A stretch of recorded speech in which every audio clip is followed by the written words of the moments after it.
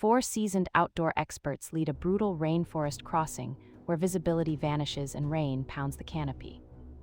They quickly erect a palm leaf tarp shelter and layer clothing to preserve warmth while moving through slick terrain.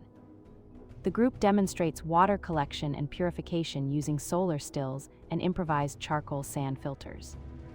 They identify edible fungi, note poisonous lookalikes, and explain emergency signaling with reflective modules and whistle tactics.